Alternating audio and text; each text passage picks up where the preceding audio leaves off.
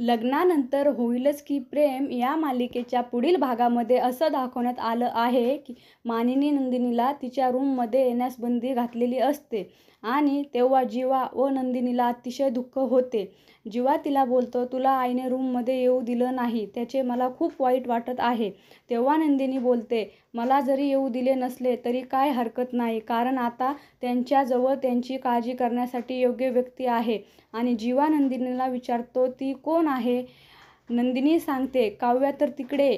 आपण पाहतो काव्य ही मानिनीची काळजी घेत असते आणि मानिनी ही काव्याला बोलते, काव्या तुझी नंदिनी ताई ही अतिशय हळवी आहे. तिचा हळवेपणा तिच्या जीवनामध्ये आडवा येईल. तू तिला जप. तेव्हा काव्या बोलते, तिचा हळवेपणा आणि आता माझा ठामपणा दाखवण्याची सर्वांना गरज आहे. तेव्हा मानिनी देखील आश्चर्यचकित काव्याकडे पाहू लागते. त्यानंतर आपण पाहतो दीपक हा वसुंधराला फोन करतो.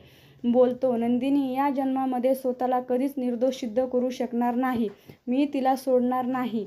वसुंधरा ही नंदिनीला बोलते, तुझा पुरावा तर पलटला, आता तू कशी स्वतःला निर्दोष सिद्ध करशील? त्यावेळेस त्या ठिकाणी काव्या येते आणि काव्या बोलते, आता ती एकटी नाही तर तिच्यासोबत मी देखील आहे. आम्ही दोघी मिळून तुमचा खरा चेहरा सर्वांसमोर आणणार आहोत. असे बोलून काव्या व नंदिनी दिव्यावर हात ठेवतात.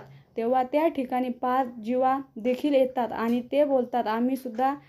आपण पाहतो चौघेजण मिळून वसुंधराचा खरा चेहरा समोर आणण्यासाठी शपथ घेतात.